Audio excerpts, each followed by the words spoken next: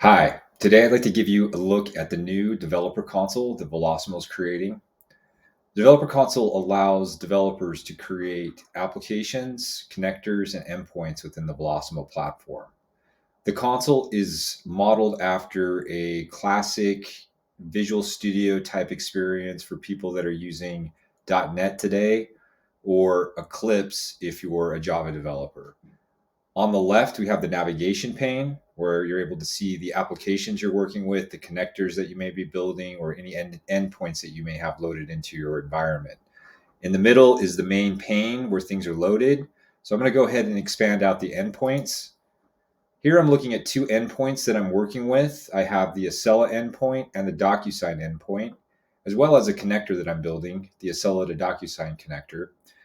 I'm going to go ahead and expand out the Acela endpoint, show a little bit about how the Velosimo navigation works. So within the tree, I have a number of functions that I can work with, from functions to data to flows. These are the things that encapsulate what is made up of the endpoint. So looking under the functions, I'm going to see a number of functions that exist. There's 86 of them that work with the Acela system. I'm going to go down here and show a few of those. Behind the scenes, those work with the Construct API to make API calls.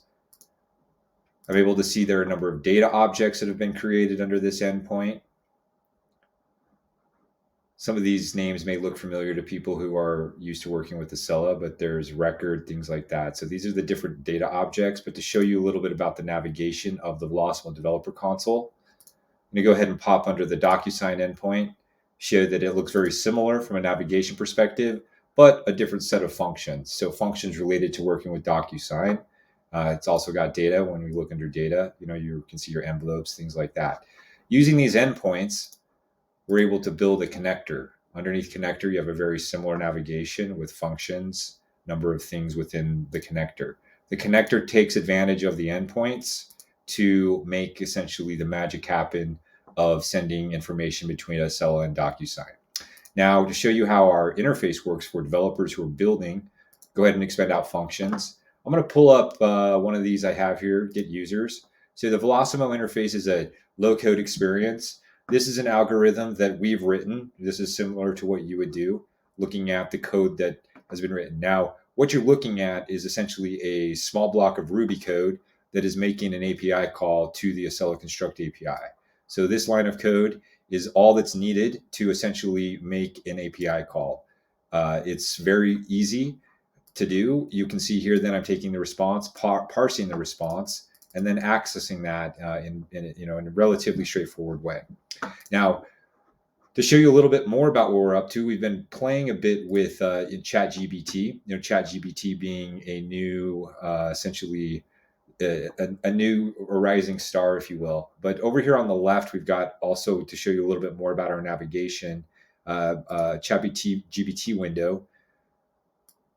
I'm going to drag this over. So a little classic sort of, experience for developers in an IDE, being able to move windows around, things like that. So a little bit about our navigation framework. But I've pulled over the ChatGPT window. I'm going to go ahead and log in. And let me move this down a little bit. So what this is allowing me to do is I'm going to go ahead and highlight. Now, I just highlighted a block of code. That was done. I just did that with a keystroke, using the normal select all. But right clicking, I have access to a number of functions. So, a number of things that developers are typically used to go into definitions and declarations are all available from a right click perspective.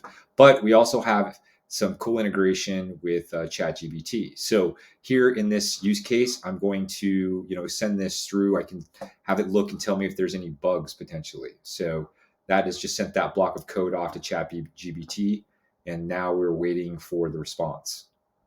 So give that a second to run, and it will tell us what to look for, any potential bugs there might be in that block of code.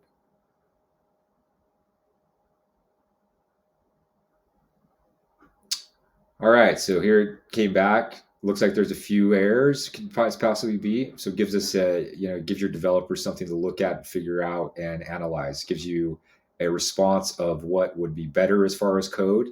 Makes it really easy to do that way. There's a number of other features. I can go ahead and do an explain.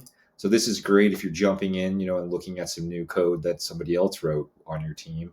pull this up. It's going to give us basically an English definition or response of what that block of code is doing. So a nice, essentially, paragraph will come back, sort of explaining what that block of code is doing.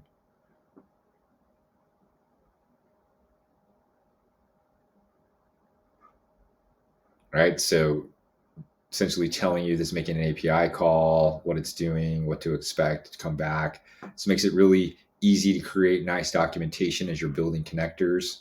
And one of the features that I love that I'm going to show last here, there's a number of commands, but the ability for it to add tests. So this is now going to go through and essentially build a test case or a set of test cases for your code.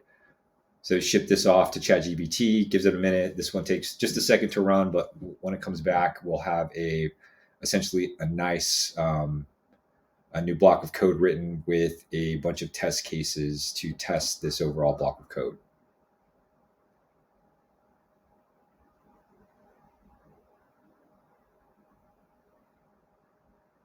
Should be coming back momentarily. This is a really cool feature that I like to show. So it does take a second for ChatGPT to run. There we go. All right. So what we were given back is essentially 4 test cases, gives us the documentation, and gives us the code. Now, what's really cool is from here, I can go ahead and click new. That's going to open it up in the code editor above, and I have my test cases available to essentially start to work with and build with. All right, so show you a little bit about what we're up to with ChatGPT, show you how our developer console works. We're continuing to build this out. So more to come.